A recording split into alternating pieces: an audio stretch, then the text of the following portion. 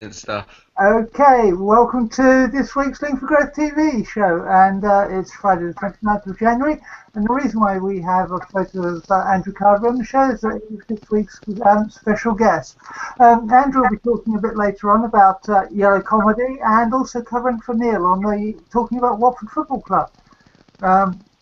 Tania's away as well this week, so Chris is doing the rest of the news as well as covering stuff down in stuff and news from Wiggenhall Road and how the impact of the roadworks down there is affecting local traders.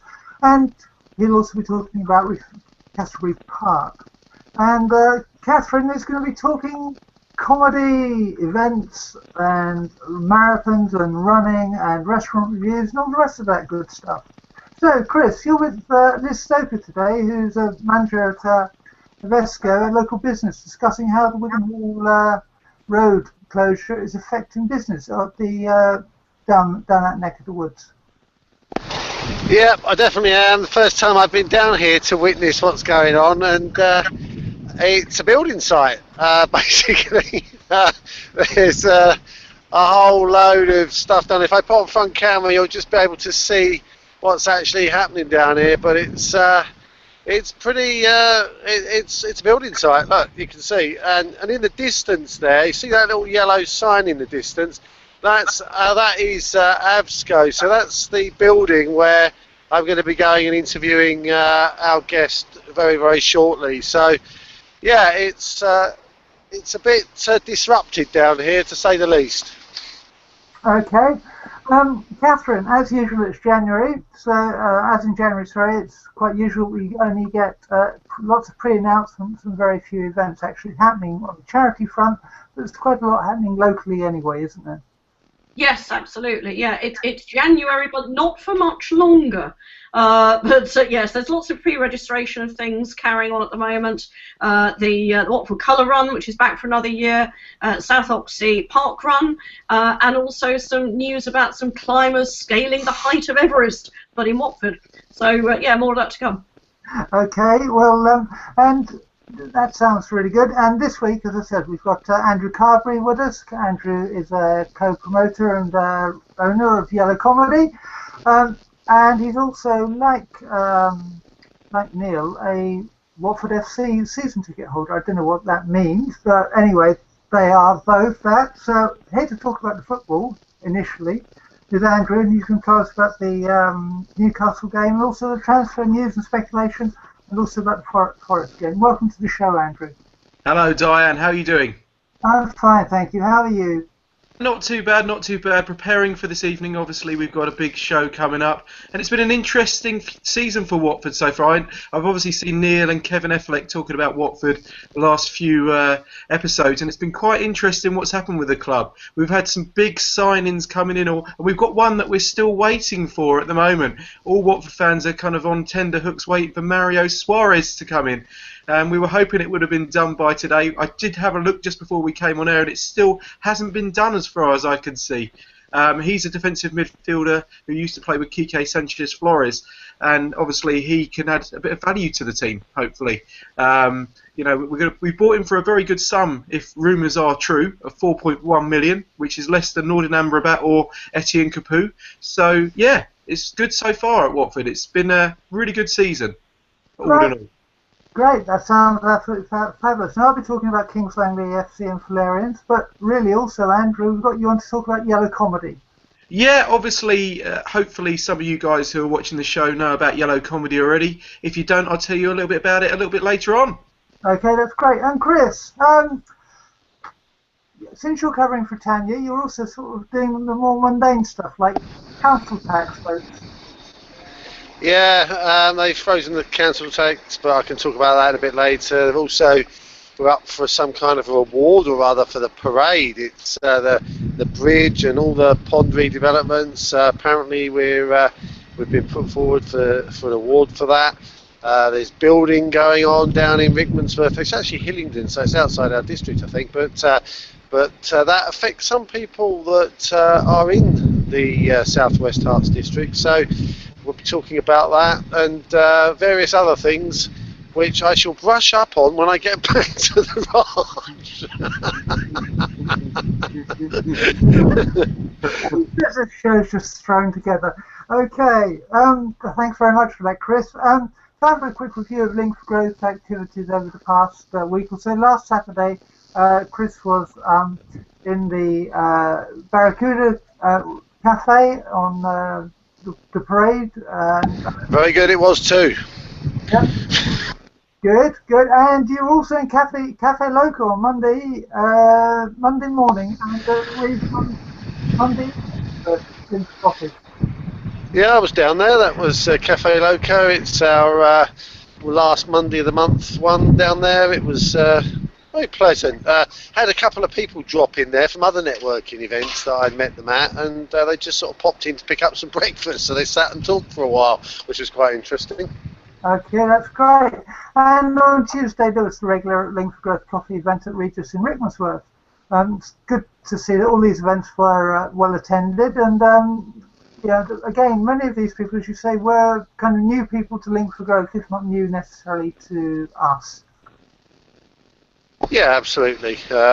It's you always get new people every week, but great conversations as always, and you know, they always lead to something. There's something for everyone in Link for Growth, as I always say. So no one goes away empty-handed. Okay, well, Chris, reason why we sent you down to Wiggenhall Road, as I said, is to talk about some of the impact of the roadworks that are happening down there. You can't live or work in Watford and have not noticed how disruptive they have been, but they seem to be even more disruptive, or have they been, for the businesses on Wiggenhall Industrial Park. So you're going to speak to Liz Stoker, who owns a Visco, a motorbike garage shop and car leasing centre.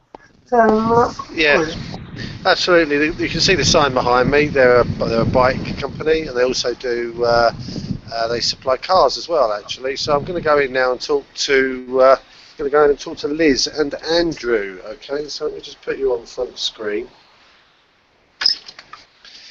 Hello. Right, okay. So you can see I'm in a bike shop here now. They send me to all the best places, I'll tell you.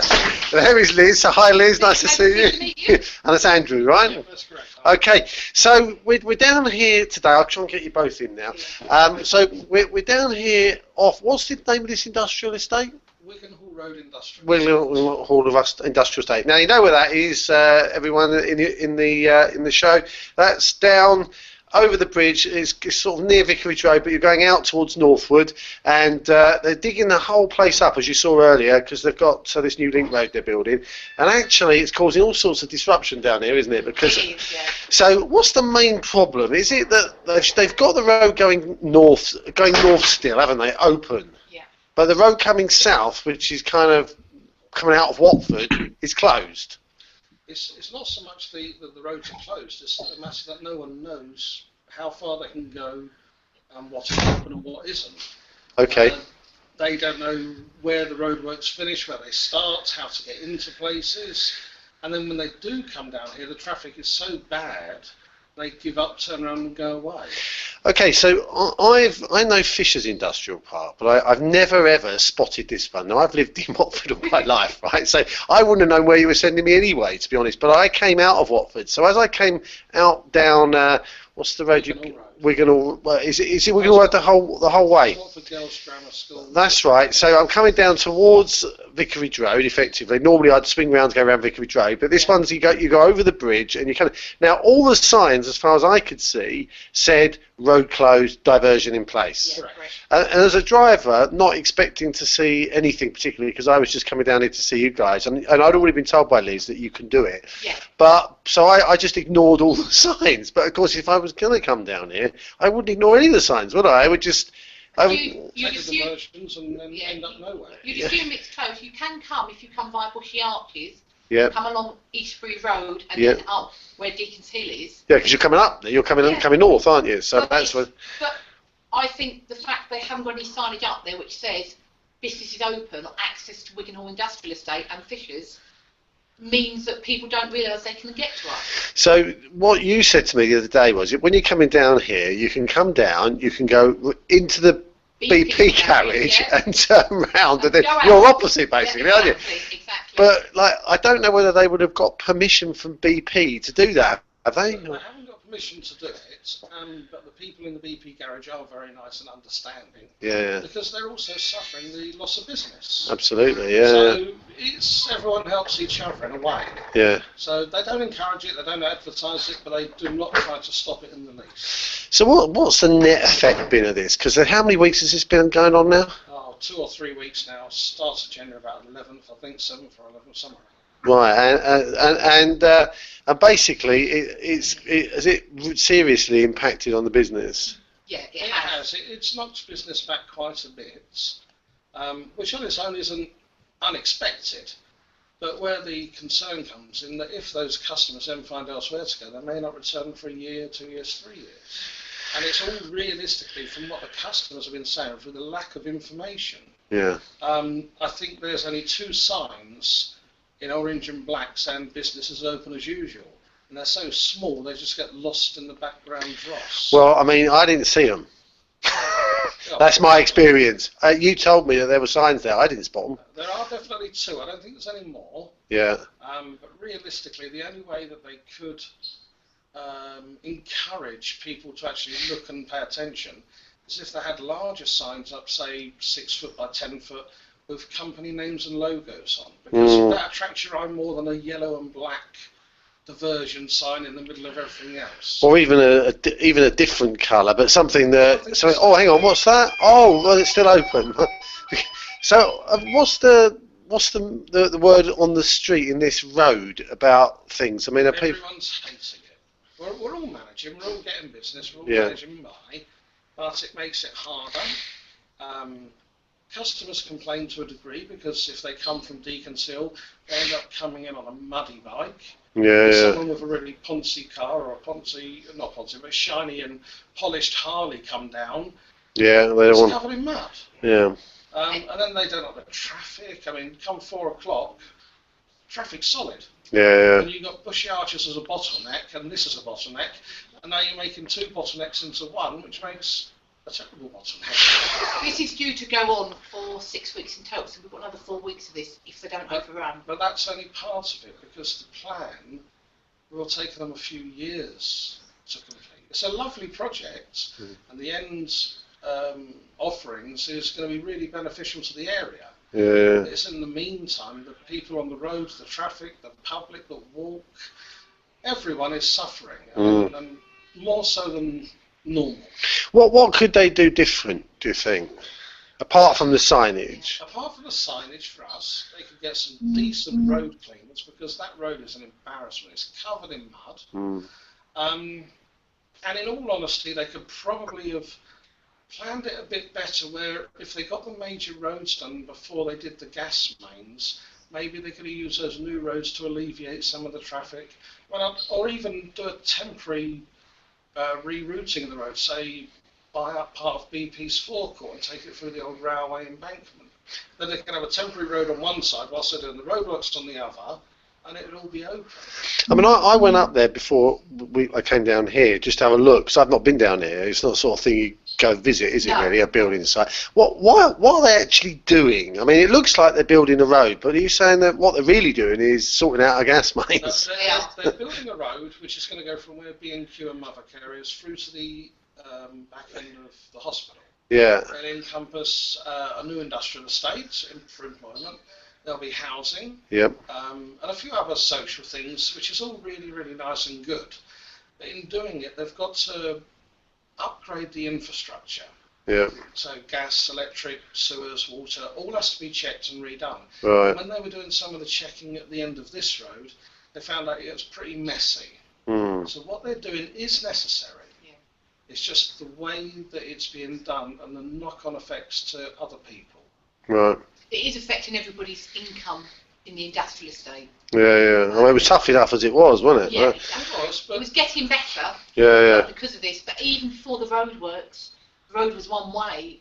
We have suffered in income in November and December time. They started September, October, and we noticed a drop in income. Not enough to make it dangerous, but you still enough to make it more painful. Yeah. And everyone down here is suffering from the same. Everyone at the end, they have articulated lorries with the roofing company They can't get them down. They have to park in fissures and use a forklift, backwards, forwards, to unload lorries. Bloody hell. They're suffering also because some of their customers have vans and they don't want to sit in traffic for 3/4 of an hour. So they go elsewhere, so they lose business. Which is similar to and us. they may not come back. And so on. Okay. So yes, everyone is suffering to a degree. So, Chris, how much turnover are they actually losing? I mean, is it 10%, 15%, 20%?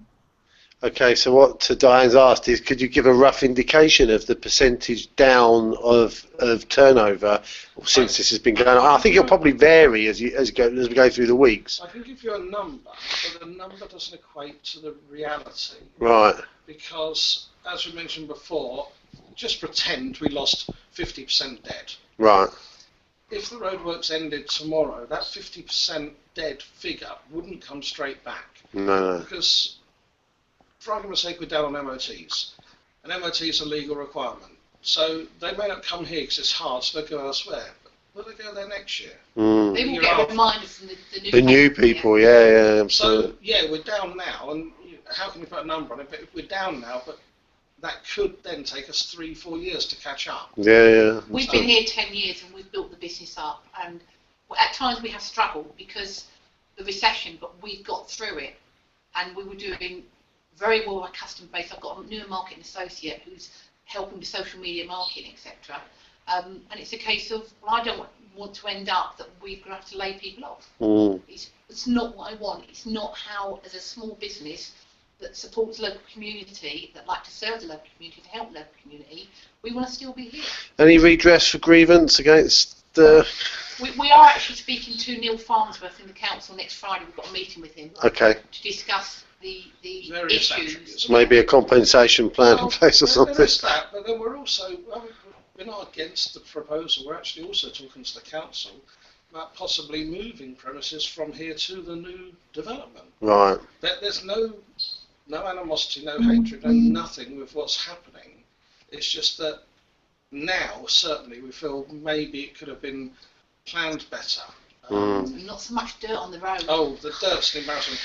In fact, you just missed it. We had a customer and a chap that is a manual worker, does building work and so on. He come through the area that they've got most of the roadworks running over, and he said how disgusting it was. He felt frightened to accelerate on his motorcycle for fear of coming off. And it's a bloke, probably late 40s, early 50s, been in the building industry all his life, and he said it's disgusting out there. And we know personally of 2 of our own customers that have crashed in that area. So I did forward that on to the council to let them know what was happening. Yeah, sure. So we'll see what the result of the meeting is next Friday. Okay. Have you got any other questions, Diane? No, I just really wanted to know what the turnover was in the short term. Of course, in the longer term, I take their point about it's going to take a long time to build back up. Yeah, she's just saying that it could be a quick and very sharp drop in income, but a very long, slow tail to build it back up again. Just because it's seasonal, motorcycles, we do cars as well, but motorcycle side is seasonal. Normally it goes in waves, high, low, throughout the winter and the summer. When they started the building work, within a week, it was a drop, a massive. And it shouldn't have happened for another 8 weeks. Yeah. Even then, it should have tailed off, and it's still below what it would have been 3 or 4 years ago. I mean, it wasn't a slow drop off; it was a sudden switch, which is the only reason we can actually state. Because I have other friends in the industry, and they have not had this drop. It was down. So they're normal, and you're abnormal. Ups and downs with the wind. If it's icy and snowy, you do lose out. Sunny, you get a bit more. It's always been the same. But this was an overnight bang. We shall be chatting next. Okay. Well, we'll see what we can do at Lingford Grove to tell everyone you're still open. And We're still open. We're still servicing bikes and selling cars. Yeah. Please come to us. All right. Well, thanks ever so much for talking to us. All right, and I'll see you next week. And brilliant. And thanks for talking. Thank you very much. Great story. Cheers. Bye, everybody. Right, Diane. So I'm gonna leave now. Thank you very much. Thank you. Right, Diane. So you heard it here. It's a real challenge down here with what's going on, and they're suffering. They are suffering out here, and what they said was the road was a mess, and yeah, I'm lucky because my car's already dirty. But if you came down here with a clean car, I'm sure you'd be very disappointed. Okay, well, thank you very much for that, Chris, and also thanks to Liz and Andrew for their views and thoughts. I mean, it is really interesting because, you know, we as drivers complain about how long it takes us to get around in Watford at the moment because of all the traffic disruption. But for them, it's not a case of an hour, so it could even mean their livelihood. Yeah, I mean, if you work down here, you're just getting a nightmare every day. So anyway, so that's me over and out. I'll catch up with you when I get back to the studio. All right?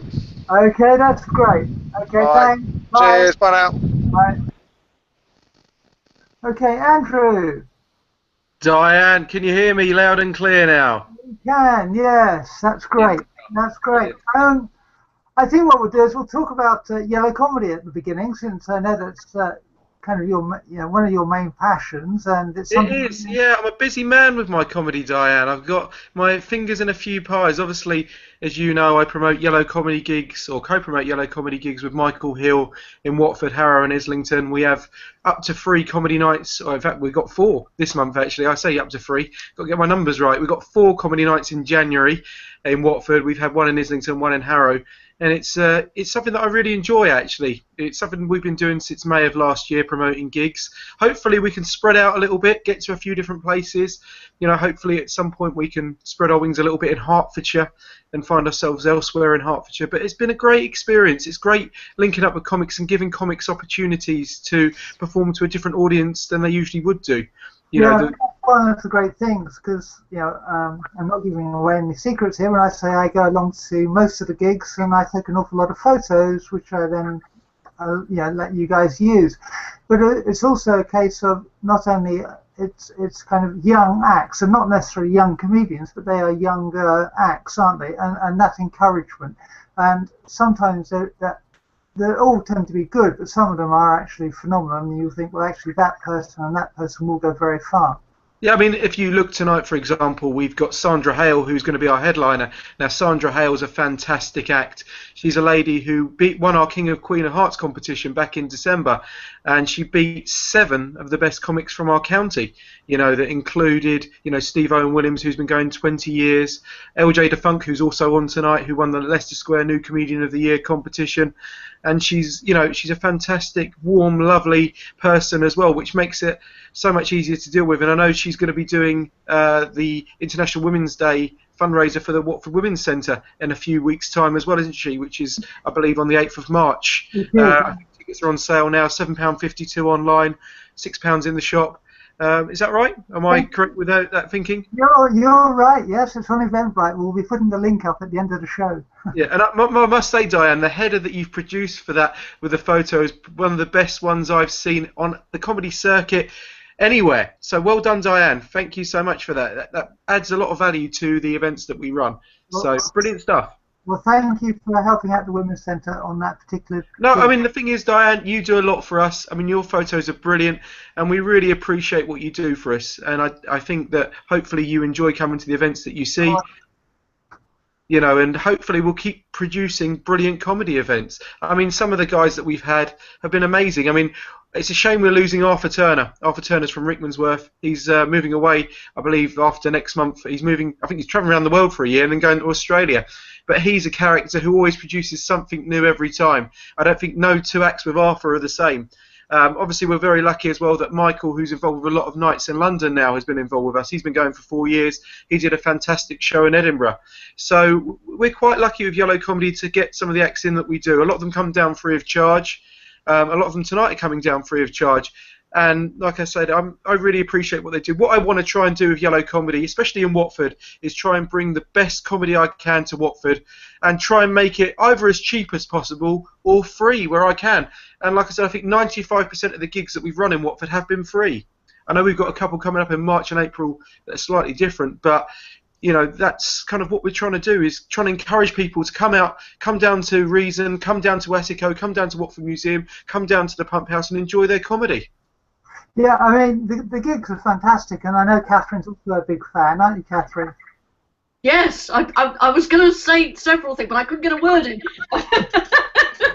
But I guess that's the mark of a good stand-up comedian. But no, they're fabulous, and I love the plug that you've just given to all the venues that you play at as well, because they're great little venues, local venues, where everyone's actually pulling for each other. It's fantastic, and a great night of fun as well. I mean, a great gathering at each one that I've been to, certainly. Thoroughly looking forward to the one tonight. Yeah, I mean, it's going to be interesting to see how many we get down tonight. This, because it's a new venue, I'm not sure. You know, we could fill it. We've got 2 rooms that we're doing it anyway. The plan originally was to do one in the room downstairs, which is the Cassioburry room, which is a darker room, more suitable for stand-up. And then my sketch troupe are going to be in the second half, along with Sandra Hale, in the upstairs Space 2 gallery, which will be quite nice as well. So it's going to be something different from a comedy night, because usually in a comedy night you stay in the same room all night. And this time we're moving it around, changing the parameters a little bit. We're also doing a raffle as well, aren't we, Catherine? We are, yes. I should be bringing all that with me a bit later on. So it's a fabulous thing you're doing. Charity night, raising money for the Michael Green Foundation, which, as most people who listen to this show know that I'm involved in. We're raising money for awareness of type 2 diabetes and raising money for the diabetes unit at Watford General Hospital. So again, a good local cause. And something like this is a great opportunity to get the name of the charity around a little bit and associate it with a great local community group as well. So yeah, fab news all round. Yeah, I mean, we're looking forward to having you, and like I said, both of you two and Chris Ogle, wherever he's gone, been tremendous supporters of Yellow Comedy. I mean, I always talk about Link for Growth. Sadly, I wasn't invited to the Link for Growth conference this year. Hopefully that will change next year, but I'll be having words with Mr. Ogle about that at some point. But no, Link for Growth's been fantastic for us. It really has. It's really helped us get different venues, and it's helped us grow as a comedy club, really. I think today Watford Observer nailed it on the head when they said probably the funniest club in Watford, and I think that sums up Yellow Comedy very, very well. You know, and of course, you know, you're looking at Watford FC because there's a few strange things that have gone there over the years. But yes, yeah, I'm very happy with the way that we're going. Hopefully we can produce more gigs. We've got our first year anniversary coming up in May. We're going to have our first anniversary show. I can reveal this as an exclusive right here at Reason on the first Friday in May. So I've got something. Well, I wouldn't say something big lined up, but we've got something a bit special lined up for that. I can't quite reveal what it is yet, but it's going to be good. It's going to be good, and hopefully both of you... Not an audience interactive striptease. I mean, that might put people off. I don't know. Well, I don't think, to be fair, I don't think anyone will want to see me striptease, and if they did, I think they need to go to Specsavers from a personal perspective. You know, I think my best days are many years gone. I am going back to the gym now, but... yeah, I don't think that. I think you probably get no one coming if that was the case. You know, Chris Ogle will be there because I think he's into that kind of thing. But you know, everyone else, you know, probably wouldn't. You know, I think that's just about secured your invitation to the conference next year. So yeah, good news. Yeah, well, as long as Chris doesn't do that at your Link for Growth conference, that's what I'd be slightly worried about. Again, maybe that's why he didn't want to. Maybe he didn't want me to, you know, doing that with him. Maybe that's what it was. I don't know. But like I said, I mean, Link for Growth's been tremendous. Well, don't worry, I've got the photos. Oh really? Wow! Yeah. You have to show us them. I haven't seen them on Facebook yet, Diane. I'm sure it must be coming to the time when they're coming out. So hopefully we'll be seeing them very shortly. But like I said, we've got a tremendous lineup tonight. I mentioned Sandra Hale. Obviously, my sketch troupe, the Bosun's Delight, are going to be on as well. I mean, we are a sketch troupe who have been together since March 2015. We did our first show that sold out the Hen and Chickens in Islington. Then we did another show in November, and we sold out the Miller and London Bridge. I don't think we're going to sell out Watford Museum tonight. But you know, so you know it should be good. But we've got 10 sketches that we're doing. I can reveal that I've got some strange ones. You know, being the kind of chap that I'm, I've got some strange ones that I'm doing. I'll be playing someone on their first date, which will be interesting. I'll be playing a sleazy bank manager, which will also be quite interesting. Oh. A rat catcher, and a cannibal. So you've got all those 4 sketches to look forward to. But I work with some tremendous people in the Bosun's Delight. We've got people from a wide range of different comedy fields. We've got some people who are involved in surrealism, Jules Garnett, for example. We've got Vic Rance, who's involved with theatre. We've got Who else have we got? We've got Matty Garvin, who's not there tonight, who's the improv guy. Sadly, I'm doing some of his roles tonight. We've got Jack Latham. She does a lot of stuff with voices. And we've also got Jenny Wheeler as well. So we've got a good troop of us that work together on this. And like I said, we're building towards our Camden Fringe show. Hopefully, we're going to do 3 dates in August. And that's my Edinburgh this year, because as you ladies know, I'm getting married in a few weeks' time. So my money's going towards that this year. So there's no Edinburgh for me. Absolutely.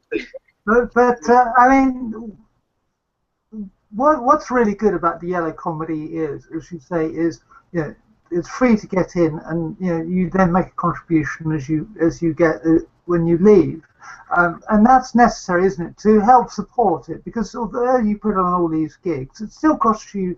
You have to hire the odd room. I know Neal doesn't charge you, but you have to hire rooms and buy equipment, because microphones and microphone cables and speakers and all that sort of thing costs money, doesn't it? They do indeed, and it's funny you mention microphones, Diane, because the one I bought for £100 is broken, so that's something I need to get fixed. I've bought some new ones, obviously, but it just shows you that a microphone that you've had for 6 months breaks, and it's supposed to be the best microphone in the market. What we do with Yellow Comedy as well, and not many people perhaps realise this, is that we reinvest every penny we get back into Yellow Comedy. No money goes into me or Michael's pockets. Before Christmas, for example, we did a link up with Vibe FM where we used some of the money to market that. We've tried to do the same thing with Facebook. What we want really is full rooms. That's what we want. People put £1 or £2 in the bucket, that's fantastic, but there's nothing better as a comedian or a performer or someone who's taken photos like yourself when you do them for our show, Diane, doing it in front of a big audience. I know the one thing that you say to me is we need a little bit better lighting, so maybe we'll look at that with some of the funds that we've got. We've got a little bit of money now we're going to decide what we're going to do with, because Michael does comedy gigs sometimes at the same time as me, and he doesn't have a mobile unit, so that's probably where our next bit of money is going to go. We've also going to I had to borrow a lighting rig today of Neal Emery, who sadly isn't with us today. But it's things like that we need to buy. I've probably spent out, and I'll be honest when I say this, I've probably spent £200, £300, £400 on equipment, and I've probably spent a similar amount on marketing. So it hasn't been cheap, but what has been good, as you've said, and as Catherine said, has been the acts. We've had some fantastic acts. We had our first competition. We had 2 competitions last year, and we had some tremendous people taking part in both the Young Comedian and the Yellow Comedy. Obviously, King or Queen of Hearts 2016. Now, next year we're going to perhaps do 4 competitions, but I'm not going to reveal what they are yet. But we're obviously going to do the 2 that I already mentioned, plus 2 more, because I just want to try and get people, to realise the brand, realise what Yellow Comedy is about, really, and understand that what I want to try and do is promote the best up-and-comers to an audience that wants to see comedy. And hopefully people in Watford can appreciate that, because, the Watford crowd is usually a very good crowd. It's a very mixed crowd, but a lovely crowd. They always give people good reactions. As well, aren't they? Yes, yeah. I mean, the thing I like about the venues that we run is that every venue is different in Watford. You've got Neal's room, which I think is a fantastic room, because it's a small room you fit 35 people in. I think in the summer we had a show where we had 37 and a dog in there, which was a great achievement. And we actually took a photo. I think Diane took a brilliant photo of the dog that we've still got on the website, just to prove to people that we did get a dog in there as well as 37 people. Right, I'll get my dog next time then. Well, yeah, I mean, maybe not tonight, because the museum is a listed building. I think it's Grade 2 listed. We don't want to get told off for that one, but we'll see tonight. I'll have a word with Sarah and see if we're allowed any dogs in there, and maybe next time if they let us come back. That's the big thing. Will they let us come back? We'll have to wait and find out tonight, but hopefully they will. See how it goes. Yeah. These people, these Michael Green Foundation guys are good guys, so hopefully they won't be causing too much aggro. I've heard the Baldwins can be quite tough customers, and that Chris Ogle, if he's coming down, we might be in trouble. He wasn't the last Reason show, poor old Neal Emery got it in the neck, but if he's back tonight, I think he may well be. Well, I'm not doing the emceeing tonight, so he might be okay. I think it's Michael who's doing the emceeing tonight, so in fact he is, so that will be fine. Yeah, and who knows? Even Alex might turn up. Hey. Alex Murray, gosh, yes, Alex Murray, the wonderful Alex Murray, our moral compass of Yellow Comedy, as we like to call him. Other words have been used by other people in the past, though. We won't go there. He's a lovely young man. I hope he's watching. I hope he is too. Well, I've sent the link on my Twitter and my Facebook. Hopefully, we've got a few people watching.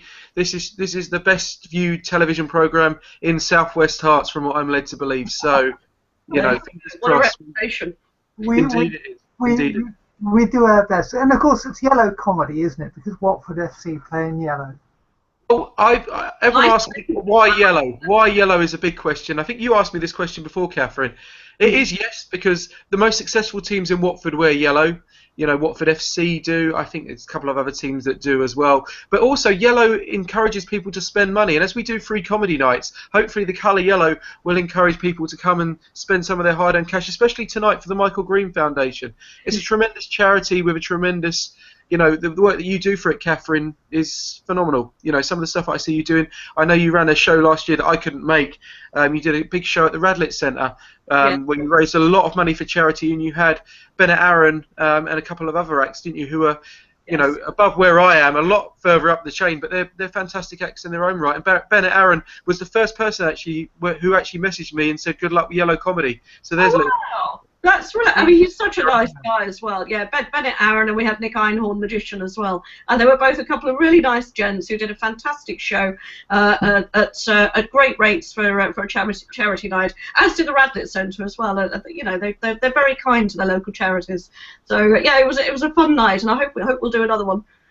Yeah. Okay. Well, we're going to move on to about Watford now, because we could talk about yellow comedy all night. But Andrew, what time does it start this evening? Sorry, the start time this evening, doors open at 7:30 and the comedy starts at 8 o'clock. And it's in Watford Museum, which is on the last. We have got a show tomorrow night as well in Attico. Again, it's starting earlier this time, though. It's 7 o'clock for a 7:30 start. We're moving back a little bit earlier because they've got a event on after us at the venue. So, yeah, we've got a wonderful set of stand-ups there as well, including the wonderful Dave Green, who's a great mimic and a great alternative stand-up. So we're very proud to have him on board tomorrow night. Who else is appearing tomorrow? Got Sophie Henderson. She's a great little storyteller, Sophie Henderson. We've got a guy called Joe Ross Williams who MCs a lot of nights up in High Wycombe. He's got another good storyteller as well. We've got Matt Francis, who you may have seen before, Diane. Cheeky Essex chappie. Lovely young man. He's been described as a modern-day Norman Wisdom, which is an interesting comparison to have. And we've also got Jonathan Hearn, who runs 2 fantastic nights at Jesters in London every week. He essentially runs one in Farringdon and one in I think it's Hoxton, the Hoxton area. That are two fantastic nights. And he's a very, very accomplished stand-up. We're very lucky to have him and both Dave on the same show, and Sophie and Joe and Matt Francis as well. So we've got a good lineup tomorrow. Okay, that's great. Let's talk about Watford, your other passion.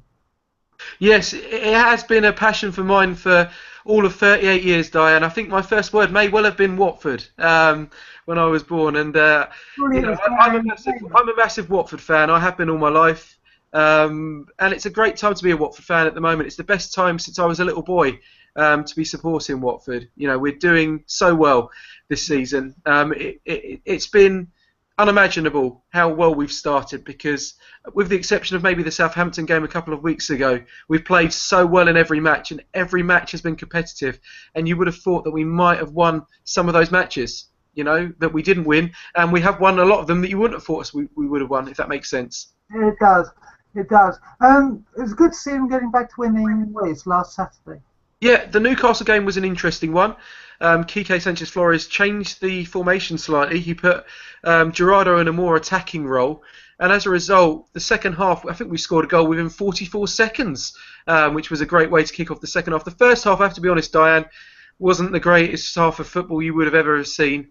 But there was 2 guys in particular who really shone. There was a guy named Juan Carlos Paredes, who is a right winger, a right wing back, I should say, who came in for Alan Nyom, and he did a tremendous job, probably his best performance in a Watford shirt. He nearly got caught out a couple of times, but he was phenomenal. His work rate was immense, and he kept attacking, and he did so well from a defensive role. Gerardo, he's like Marmite with Watford fans. Watford fans either love him or hate him. I think that at Watford we've been playing him on the left, which isn't his best position, because he's also a player who plays behind the strikers. He did really well actually on Saturday, and he was unlucky not to get goal. I thought, I think his work rate the last few games has been phenomenal, and I, wasn't convinced by Gerardo to start with, but he's won me over, and hopefully, he can continue playing. I don't think we've seen the best of him yet, but he's getting closer and closer and closer to doing something amazing in a match. He's hit the bar with free kicks, he's hit a few good crosses in. It's just that little bit away from something special, So this change in formation, is that allowing Gerardo to play more naturally? Yeah, I mean, what happened before? I think he played three defensive. If my maths on my head's correct, he went to a 4-3-2-1 formation, which played three effectively defensive central midfielders, and that stifled Newcastle a little bit. And as a result, Gerardo pushed forward into an attacking midfield role along with Deeney. Now, both of them floated back into the midfield, into a line of five every now and again, but it gave Igalo a little bit more support. And in the second half, Watford, could have had 2 or 3 before they went 2-0 up. They sat back a little bit. Newcastle got one back. But after Newcastle got one back, there wasn't really anything in the last 10 minutes of the game. Either way, to be honest. I think Watford, saw the game out very well. Newcastle, obviously, we beat them 3 times this season. And can I say, can we play you every week, Newcastle? They called us pygmies. Diane, they called us pygmies, but the pygmies won.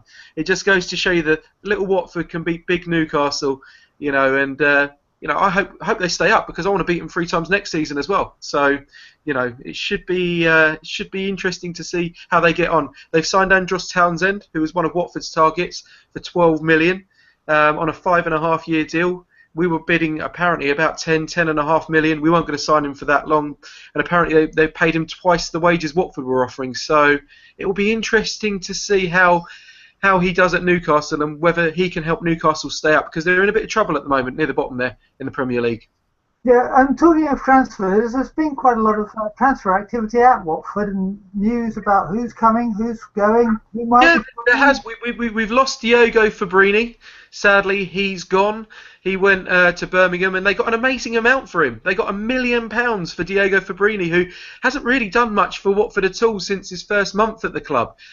We end up sending him, I think he went on loan to Middlesbrough, and then, he's not really done very much at Middlesbrough, but, 1 million's brilliant business. It shows you how good the Pozzos are at doing business for players. I mean, I wouldn't have thought we would have got anything for him, but to get £1 million is a fantastic amount. And, I hope that Fabrini can turn into a player, because he never really showed the potential that he had outside the summer. I think the first month of the season, as I said, he was fantastic, but that first season, and we never saw anything from him after that. Maybe it was because he didn't get a run of games, but when he did get his chances, he never really took them, and he'll always be one who'll be looked at as somebody who never quite made it at Watford, which is unfortunate.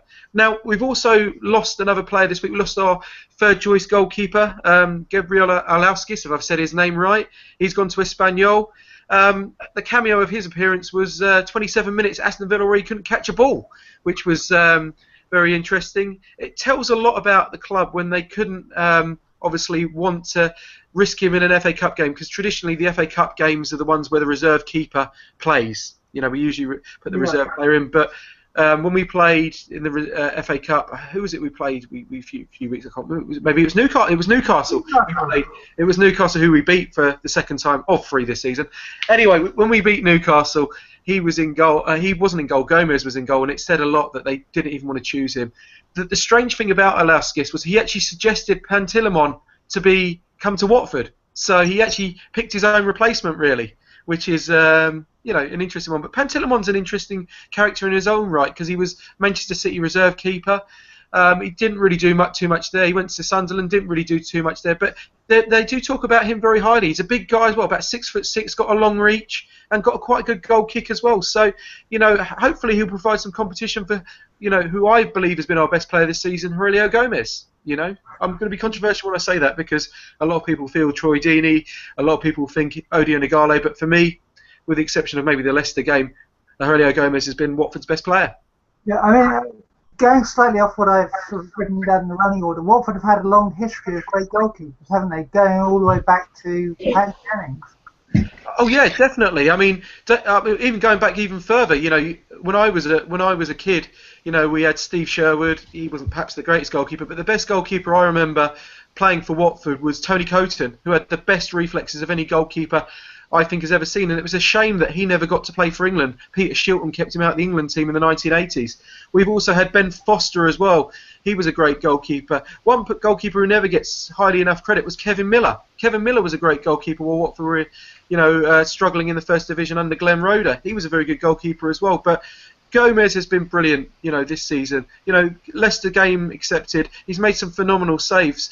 The worry for me before going into the Newcastle game was that I noticed the last 4 or 5 games more, Gomez was being used a lot more because I think a few teams have figured us out. But hopefully Kike, by swapping the formation round, can keep teams guessing, and and with the new players that have come in as well, hopefully Mario Suarez, if he finally signs for us, and Nordin Amrabat, Amrabat, I keep saying Amrabat. Hopefully with those two they can make a difference and lead us to the top half of the table. I think we're only 2 wins away from safety anyway, so hopefully we'll be in a good position. Right. What do you think is the future of Watford's academy? Because kind of 2 academy graduates are talking about going out on loan. That's Tommy Holborn and Sean Murray, and then Connor Smith left a couple of weeks ago. Does this signal the end of the academy, or is it a case of the players who come from the academy now have got to be genuine Premier League type players to even stand a chance of getting in the team? I think quality will always see through. I think the problem that Tommy Hoban has had is that he's been injured. Maybe he needs a loan spell to get out. Sean Murray, they've given a loan spell to. It didn't go too well at Wigan.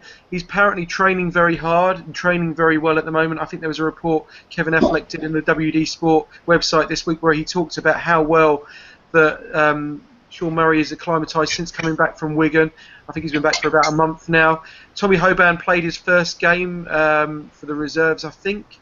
Played for the under-21s a few weeks ago against Reading under-21s, but he played in the loss to Boreham Wood along with, unfortunately, Joel Ekstrand, who got injured. It's an interesting dilemma. I think, we're the second category up now. I think they've increased the status slightly, but I think quality will always come through, Diane. But it's harder now. When you look at the players that we've got, there's a big leap from the under-21s league and the youth team to the first team, and players need to go out on loan before they can get to the first team now.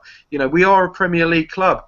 Arguably we could be a top 10 club at the end of the season, so it's going to be interesting to see what happens with these guys. We've got some tremendous talent there though. Not only Sean Murray and Tommy Hoban, but Alex Jakubiak has done really well this season, for the under-21s. And there's other boys as well. My nephew, my cousin's son, he plays for the under-21s, and he's only 16, Ashley Charles. He's done a tremendous job. He scored a tremendous goal against Leeds as well. So there is a lot of talent there. I think talent will always come through, but it may take a little bit longer to seep through. Like I said, you might see a lot more loans to clubs in the lower divisions before you see them playing for the first team. But with the nature of any club, the cream always rises to the top. And, we're a different club to what we were 4 years ago, where youth would have got more of a chance. We've got the ability to buy good players now. Mario Suarez, when we sign him, he's a Spanish international. When was the last time Watford signed a Spanish international? I don't think we've ever signed a Spanish international before. So they're a bit picky about who they sign, aren't they? Because they pulled out of Townsend just as they pulled out of the Turbane deal, the guy who went to Bournemouth, because both of them, because of length of contract and sort of demand, or as reported, they both wanted to jump straight in the first team and have guaranteed places. Yeah, I think the problem is with players that Sanchez Flores probably doesn't know that well. He doesn't tend to, he tends to say, look, you can come into the squad, play within the squad. You don't get a first team place straight away. But I think what's happened with the two, Turby you're talking about, I believe, and also Townsend, is they've probably come in, said they want this much money, they want to come straight into the first team, and Sanchez Flores says no. I mean, there's players like, for example, Stephen Berghaus, for example. He hasn't broken through into the first team yet. He's had to wait for his chance. Adlan Guadiera. Now, Watford fans love him. He did a tremendous job in the Championship, and he's had limited football. Why do they get to jump straight in? Now, I think Amrabat and Suarez will be slightly different because they played under Quique Sanchez Flores, so Sanchez Flores knows them already. But, I think Watford now can be selective. We want players who are going to keep us up. We want players who are going to, want to play for the cause. We don't want people who are going to come here and sit on a wage, and then we don't want to find ourselves like we were in 2002 in administration, because we've got relegated. Not that we're going to get relegated, hopefully, but we want to find ourselves in the situation where we stay up, and we keep staying up every season. We want to be challenging for Europe. Dare I say it, the Champions League. Not this season, obviously, but I think Sanchez Flores says it's going to be easier once we stay up to get better players in, and that's going to be a big impact on the youth. But hopefully, what that will lead is to better youth players, because we'll get better coaches in that will make players better. And then when the youth gets a chance, we're after the guy from Liverpool at the moment. I can't remember what his name is. I might have it here actually. Jerome Sinclair, yeah, and he's a tremendous talent. Now, again, could you see him going straight into the first team and beating Igalo and Dini into the position? No. I mean, Victor Ababo couldn't do it, and he's a fantastic player that we got from Italy. So it's going to be even harder for the youngsters to do it, So it will be interesting to see what happens with the Youth Academy. But no, we are a different kettle of fish now, a completely different kettle of fish as a club. Great.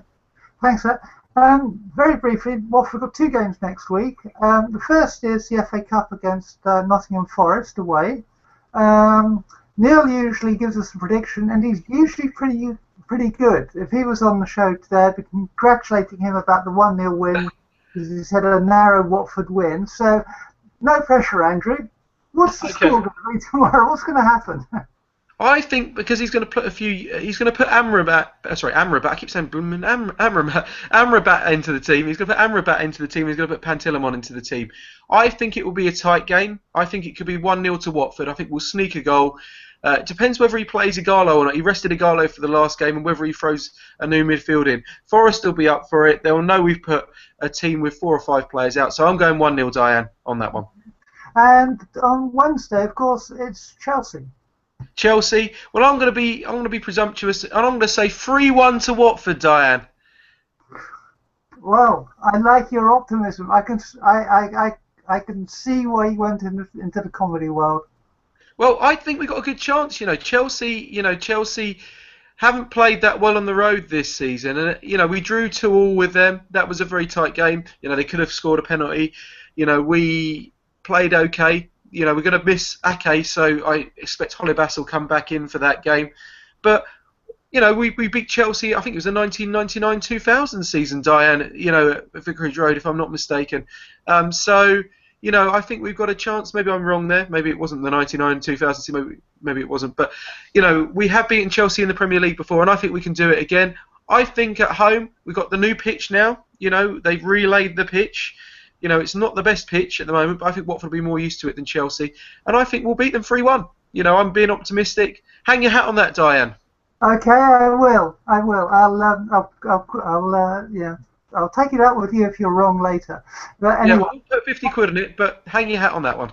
Okay, that's great. Well, thank you very much, Andrew, for joining us today, and good luck with Yellow Comedy. No, thank you very much, Diane. And like I said, we do really appreciate all you've done for us, both with Link for Growth and taking photos for us at our events. And, it's a great thing you're doing with Watford, West Herts Link for Growth TV as well. So, yeah, brilliant stuff, Diane. Okay, that's great. And we look forward to being royally entertained this evening. Yes, I've got to learn some lines now. There's a few bits I need to learn. Like I said, some strange characters as I mentioned earlier on. But hopefully you guys, like I said, I can see Mr. Ogle there as well. We did miss him at the last show. And hopefully, like I said, I'll be invited to the Link for Growth conference next year. And hopefully I'll see you guys there. Not that I'm bitter or anything, guys, but hopefully I'll see you at it next year when I've been invited to it. You could have just booked, actually. Anyway, okay, well, I'm just going to finish off with the other sports news very briefly.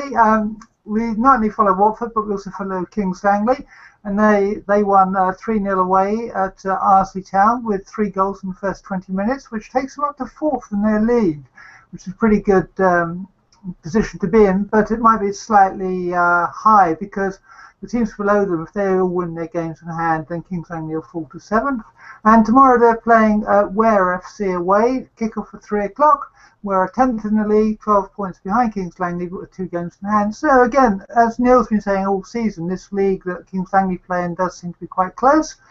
And for, Watford Rugby Union team, Falerians, have been at top of the table after winning at the Honourable Artillery Company. Apparently it's a topsy-turvy game where Flarians took the lead and were leading at half time. Then the Honourable Artillery Company came back at them, if I can mix that fun, and had a storming first half to the second half and nearly caught them up. And then at the end, Flarians came back to win by scoring an extra bonus point try.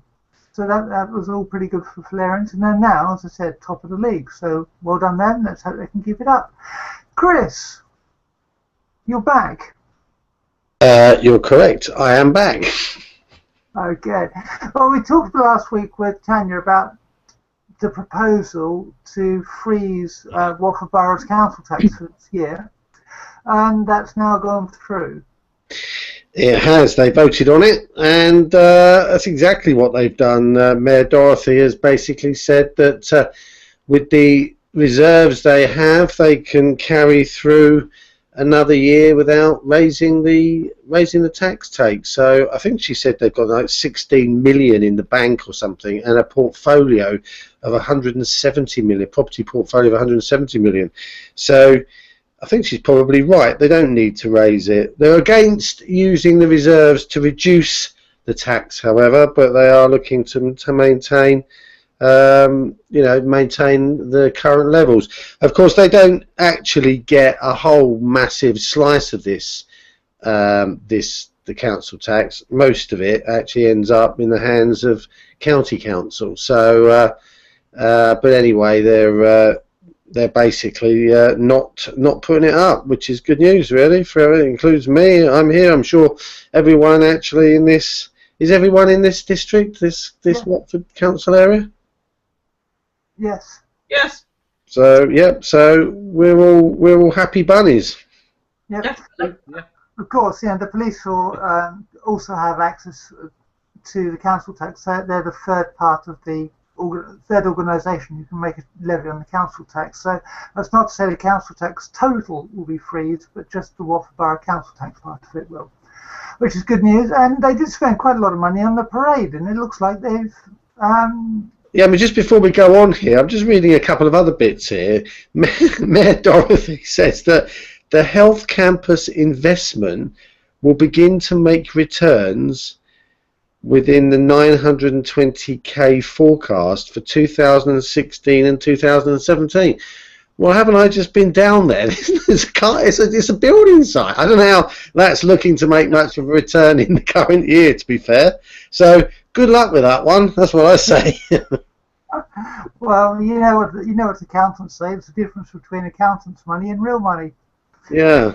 Anyway. They're fabricating down there on that in that industrial park. They are fabricating. They're fabricating a road, though.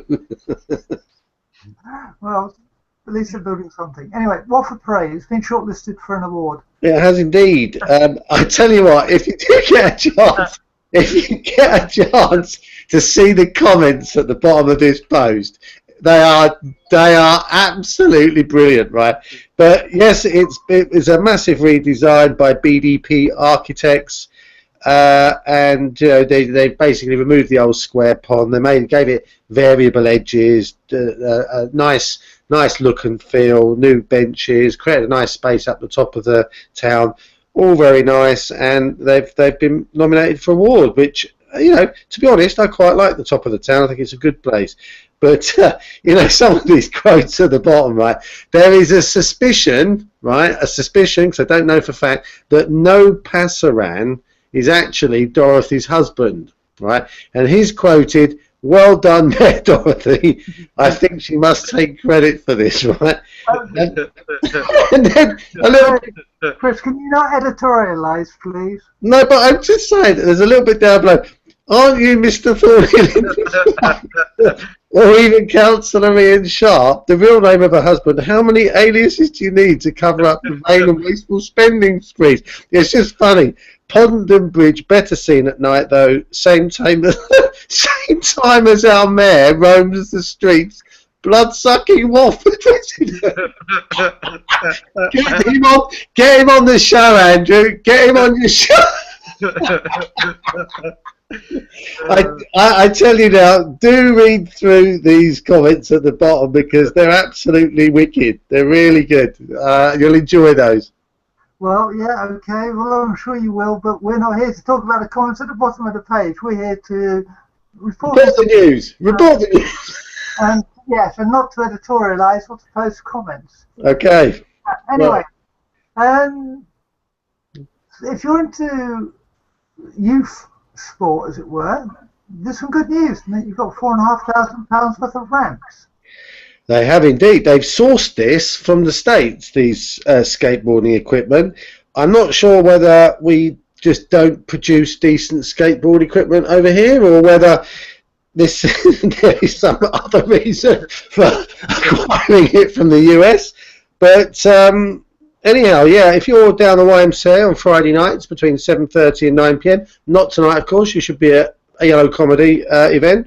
But if you do happen to head down there, you'll be in a chance to get on these ramps, which were part of their Get Active program, which they've launched and are still running, which is all about providing sports for people at pretty low cost. There's also not just the skating, of course, but other low cost is things like walking, which is incredibly low cost, really, because you bring your own equipment.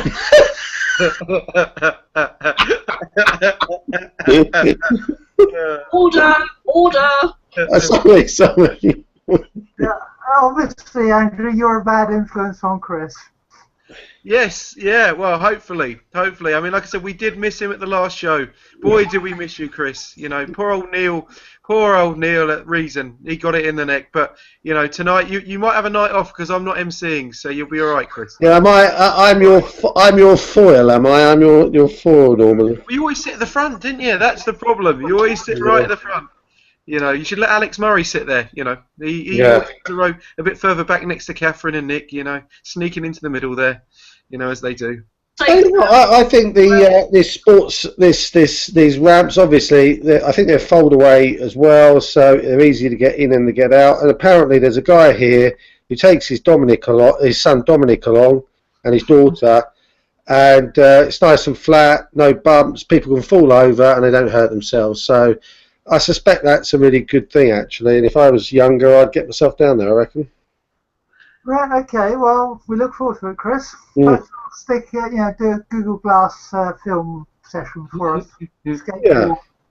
But whilst you're contemplating that and how you're going to work out to do it, perhaps you can tell us about the restoration of Cassioburry Park, where a building contract's been awarded. Yeah, long awaited.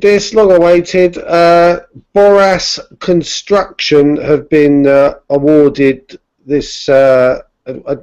They're based in St Albans, so that's fairly local, isn't it? 6.6 million, basically restoration of Cassioburry Park. So they're redoing the whole area where the kiddies go in the pond, and they're redoing the Cha-Cha restaurant there. That's being turned into a community hub, and they're revamping that. And I think that's what they're kicking off with, to be honest, because that Cafe Cha is quite popular with parents with young children. It had a nice play area, and it was a great sort of oasis in Cassioburry Park and a nice meeting point. So I think they're going to get cracking and get that sorted out first, because I don't know what's happened to the Cafe Cha in the interim while it's been closed down. I think I don't know whether they've been relocated or not. I just think they're kind of out of action. So the quicker they can get that done, the better, really. Apparently it gets 2 million visitors to the park, so it's a fairly substantial number. And I've always said it's a bit of a jewel in the Watford crown, the old Cassioburry Park. It's an amazing park, and having it fully restored with the Watford, with the old Cassioburry Park gates would be nice. There's always activity on that Facebook page, actually, where they were talking about it today, and there's an illustration of what it could look like if it's all rebuilt. Yeah. So do have a look on it's Cassioburry Park Gates Rebuilt Facebook page. Yeah, brilliant. Well, yes, and we've featured that on the show in the past, and so who knows about the gates? That's a separate project, but the rest of it is really good. Riverside Recreation Ground is getting a new look. It is now. Where is this? Is that down at the bottom of the high street? Is it? I believe so. Yeah. Okay. So it actually was a little bit of a mess down there, but they've spent 300,000 on it, which has been paid for by developers who are building new homes in the town. So that's quite a nice thing. They've got a new play area down there. They've got an adult gym outside as well. I must go check that out as well. A multi-use games court and a picnic area. So making that into something which is a little bit accessible for more than one sort of select group of people was probably a good idea. They've got swings, seesaws, rocking chairs. I'm a bit young for that still, I think, but the swings and the seesaws I could go for. And the kids there can enjoy chasing the crocodiles and sharks. Oh, painted on the floor. Sorry, I thought. So that's quite good fun for the kids down there. Yeah, brilliant. And so the idea of making it more accessible for people of all different ages seems like a good idea. So hopefully that'll get lots of use.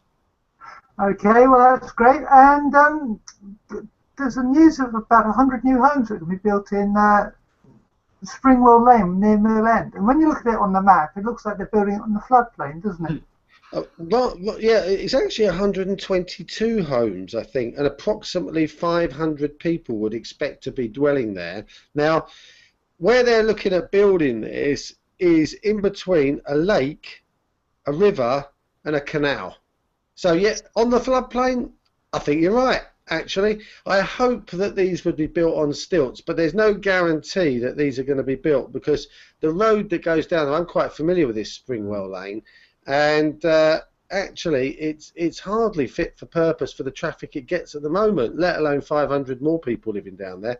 It's a one-track lane with passing places, and in actual fact there's I think it's called Burns. It's a massive, one of these skip companies, right? And they're a bit further up, and they have to get over the bridge. They have to get over the canal bridge, right? And they can't get over it just directly. They have to go halfway, reverse, and then go over the rest of it, right? And then as they go down the road, they're going to come into contact with these 100 houses, not physically, but that's where they'd actually be. And the road's just not fit for purpose. I go down it quite often. You remember me talking about what is it, White something farm, Whitecross Farm. They do. They've got the dairy farm down there, right? Well, that's an even worse road. I'm not going to go there, but it's not a big road, this, and for building 100 and odd houses down there, I can't see them getting it through unless they have some program to widen the road.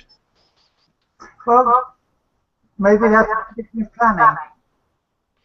Yeah, it's actually really remarkable because at the top of Springwell Lane is Rickmansworth and South West Herts.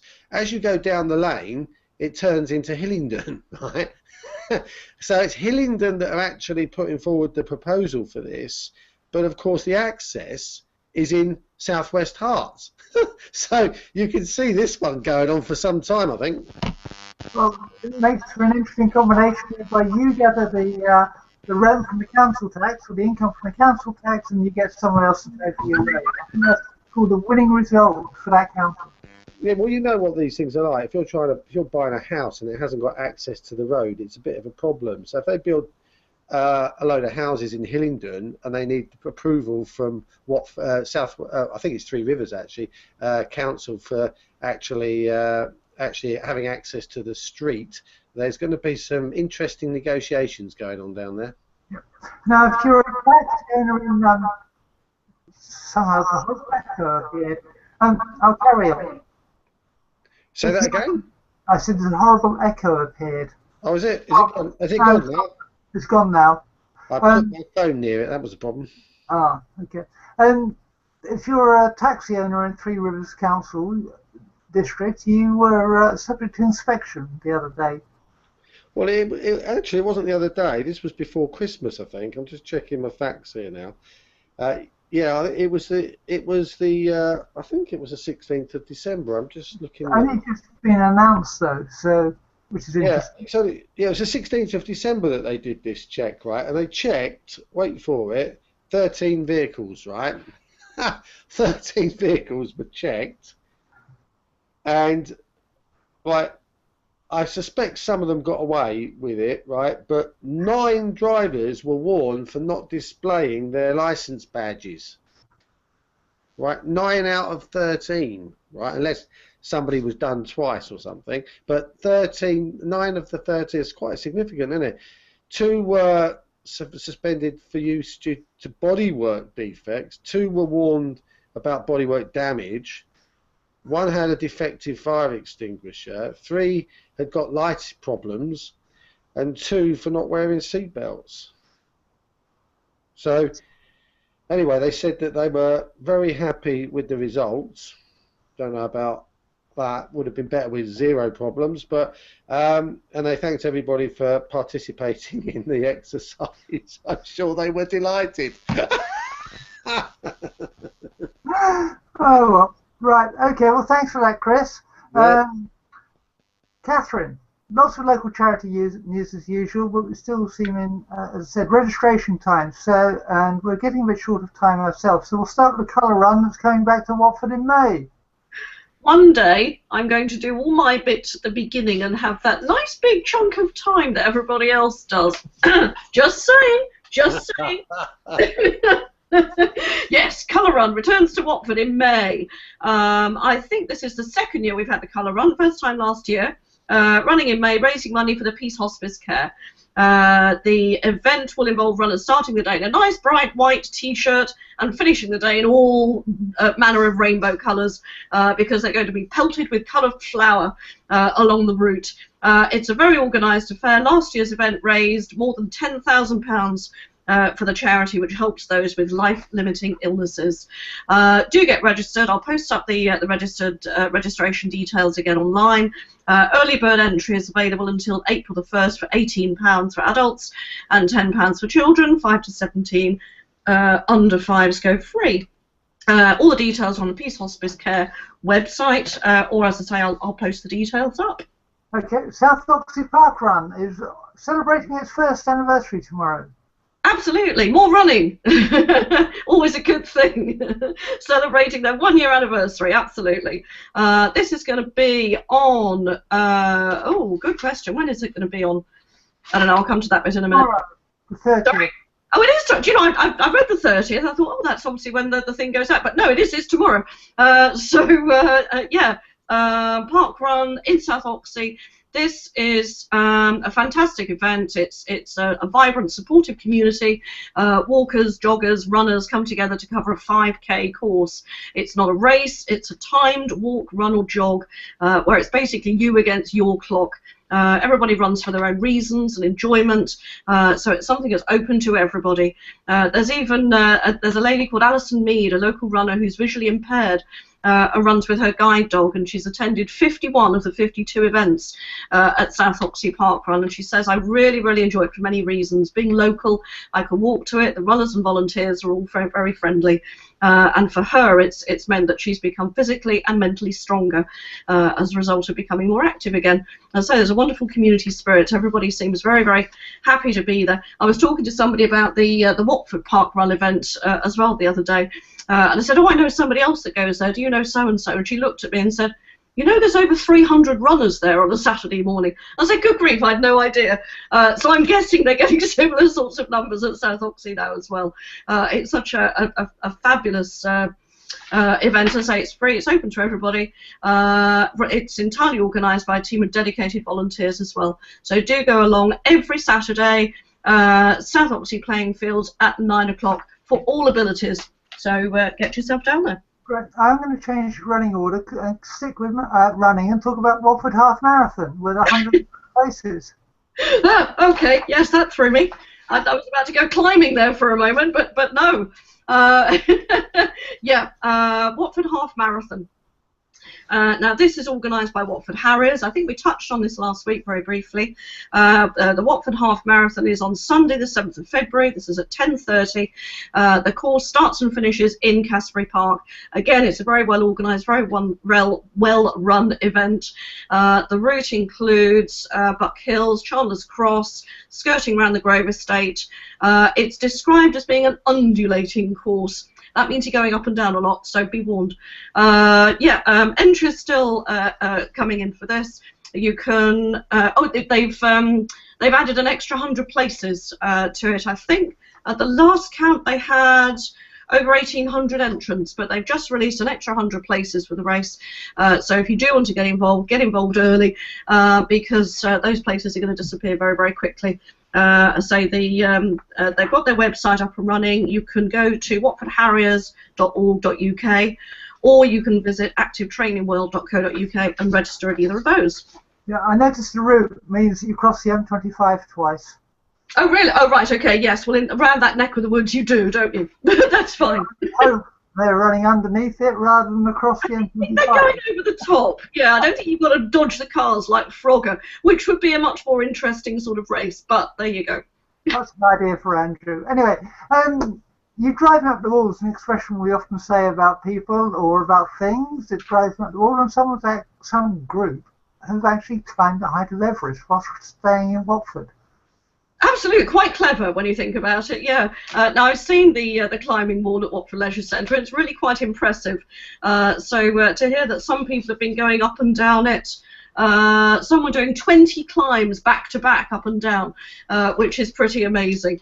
So basically, a bunch of people organised by 33-year-old Edward Corns took place on this event on January the 17th. His older brother Ollie, who's 43, suffers with ME, so he's raising money to put towards ME Research UK. They climbed the height of Everest as a group effort. As I say, some were up and down more than others, but everyone put in a valiant effort. And there was a close fight at the end between three people who each climbed over 875 metres each. That's pretty impressive when you think about it. To start with, they had a fundraising target of £250, but actually the group have now raised nearly 3,500, which is incredible. Mr. Cornish said, "It makes me feel very proud to see how we've surpassed the original target." Fundraising is still going on. If you want to donate, they've got a Virgin Money giving page set up. It's Everest_challenge, but again, I'll put the link up so that you can see what it was all about and donate some money if you want to. Okay, and the Hospice of St Francis are offering us all an opportunity to get out their glad rags and DJs and long dresses and all the rest of it. And checkbooks, yes. This is with it anyway. Yes, quite. Charity fundraiser, checkbook goes hand in hand. But yeah, they're hosting a spring ball, but interesting location. They're holding this at the Royal Air Force Museum in Hendon, and there's actually a picture here that they've got on their website, which has got, I think it's a Lancaster bomber, with tables and chairs set up underneath the wings of the actual plane, so it's a spectacular setting. I'd imagine there's quite a good atmosphere, quite a good echo in there as well. But yeah, fabulous looking event. This is on Saturday the 14th of May. They build it as the great, the good, the glamorous and the generous will be gathering at the Royal Air Force Museum in Hendon. There'll be dining, there'll be dancing, all in aid of the Hospice of St Francis. There's a champagne reception followed by a 3-course meal served underneath the wings of this Lancaster bomber. Nigel Barden, food and drink critic for BBC Radio 2, will be our compere for the evening, and live music will play late into the night. There's also an auction with an impressive selection of fabulous, unique and quirky prizes. If one of them is getting to pilot the bomber, then that might be... No, don't quote me on that. That's probably not going to happen. But festivities kick off at 7:30 at the museum. Tickets, say they're not cheap, but it's a fabulous sounding night. They're £100 per person, and they can be purchased by emailing thespringball@mail.com. Okay, because we're running short of time, we'll jump straight to what's happening at the Horns pub and the Coliseum this weekend. Yes, I'm going to mention very briefly first the Pump House. Godspell is still on there for 2 more nights. Tonight and tomorrow night it finishes. This is run by the Pump House Children and Youth Theatre. It's £10 each. It's a fabulous show. I know the musical director. He's a really nice chap. So do support them if you can. The Horns. Always lots of music going on at the Horns. This is obviously by the pond in town. They've got the Mojo Rising tomorrow night. It's a free gig in the pub with a Souls covers band, 5-piece covers band, who sound quite intriguing. They're on from 9 till 1. There's jazz on Sunday lunchtime, a regular feature. They're a very popular regular feature. On Monday, they've got independent acts on Indie Night. And there's a band called Oxygen, they're playing at the Horns. Tuesday they've got mixed music quiz. If music is your thing, go and join in, never mind the ballads. I think we all know what the reference is to that. That's £2 per person, 8:30 start for a fun night by the sound of it. Okay, and very briefly, we talked a lot about Yellow Comedy's Michael Green Foundation event this evening, starting at 7, well, doors opening 7:30, comedy starting at 8 with Andrew. Are you still looking for runners for the 10K in London? Yes, not running to the comedy tonight, but running for the British 10K London run in July. Although you can run tonight if you want to. I'm not saying you can't. But yes, we need at least 10 runners for our to fill our debenture for British 10K. The British 10K is a fabulous run because it's all around the iconic streets of London. So in amongst all the sights and sounds of everything familiar in London, with a fabulous crowd cheering you on. I think it's Sunday the 10th of July. We're asking for a minimum sponsorship of £150.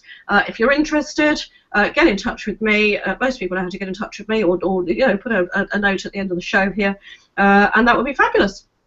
Okay, that's great. On the Watford and Bushy Art Society usually meet on the first Tuesday of each month. The event has been moved to the following week, where it's a lecture about modern 20th century masters. So if you're into art and want to learn more about art history in the last century, that would be a great place to go. But we'll feature more and say more about it next week. Sorry, Diane, can I just mention one other tiny little thing? It's happening at the Watford Palace Theatre in conjunction with West Herts College. They're putting on a show called I Know All the Secrets in My World. It's a very small theatre company called Theater Fahunzi. But they're basically Britain's leading African theatre company, producing world-class theatre that reflects the changing African diaspora in contemporary Britain. So it's a Palace Theatre production, but they're showing it at West Herts College. Tickets are £12. It's on. When is it on? It's on. I should know when it's on. I don't know when it's on. Oh, it's on Friday the 29th of January, Saturday the 30th, both a matinee and an evening performance. That's why it was, because it's on this... Tonight and tomorrow afternoon and tomorrow evening as well. Yes. Right. Well, thank you very much for that. I'm just going to briefly run through what's happened with Link for Growth, or what will be happening with Link for Growth next week, and then we'll be back with a restaurant review. So we have a full programme of events for Link for Growth next week. Tomorrow Chris is going to be in Barracuda as usual between 10 and 11:30 chatting about Link for Growth, so if you want to know more about it, it's a great opportunity to call in and disturb his coffee drinking and chat to him about what Link for Growth is and what the Community Kickstarter initiative is and how Link for Growth works and that sort of thing, and the benefits of being a member. On Monday, Chris has yet another fabulous opportunity to try the lemon drizzle cake at the kitchen in Croxley, starting at 5:30. I don't know how much he likes that. Well, I know. I'm told it's better than the carrot cake, which is very good at Cafe Loco, but the drizzle cake is even better. I think you're probably over-egging this slightly these days, actually. Yeah. No, you can't over-egg. Having said that, I am going to sample the drizzle cake on Monday, and I'm going to stay on for the mingle. Don't forget the L4G mingle, 7:30 till 9:30 on Monday evening. Definitely. Well, thank you for that, Chris. So anyway, Chris is obviously hoping for 2 lots of cake or something there, by the sound of it. At least. Then on Wednesday, Regis Watford host Link for Coffee in the morning between 10 and 11:30. On Thursday, we are in Carpenter's Park at the Perk Coffee Shop in that parade of shops down there, starting at 9:30 with another Link for Coffee. And on Friday, we have Link for More, which is the Link for Lunch, corporate social responsibility lunch at Scottish British Mill in Rickmansworth between 12 and 2. Talking of restaurants, Catherine, which restaurant are you highlighting or reviewing for us? Yes, hi. I'm reviewing a brand new, well, I say brand new place. I think it opened in the autumn in Watford High Street. It's called Fabergé. I dare say that lots of people have walked past it, may even have been in it, I don't know. But it's almost opposite Barracuda, where we have Link for breakfast on a Saturday, or coffee. But it's quite an opulent looking place. It's in what I would sort of call night club district, you know, that sort of area. It's next to what was Cameo, which is now Hyde and something. We talked about it last week, didn't we? On the corner, which is brand new and opening, actually opened officially this weekend. So it's in that little area there. It's called Fabergé. It's got flames coming up its ornaments on the outside of the building, and when you walk in, as I say, you've immediately got this feeling of opulence. There's some great big black armchairs with gilt surrounds to them. So the idea, when you read the blurb in their information on their website, the idea is Russian Fabergé eggs, jewels, that sort of idea. So anyway, we walked in, and then we had to wait for a few minutes while somebody noticed that we were there, and then they walked past. It wasn't the best welcome, to be honest. It took a little while for us to tug at someone's sleeve and say, please sir, could we have a table and a menu? And then they forgot to bring the menu, so we had to ask again. But when we finally did get something on the table, it was fine. The food was good. I would say that their evening menu is probably nicer because it bills itself as a bar and grill. We didn't really have time for very much from the lunch menu, which was a reduced menu, but the evening menu is a little more full, so they've got lots of different meats, lots of different ways of cooking it, lots of different choices on steaks and things like that. It's a family-friendly place. Everybody seemed quite happy to be there with the kids during the day. Not quite so sure whether it would be so suitable for small children during the evening.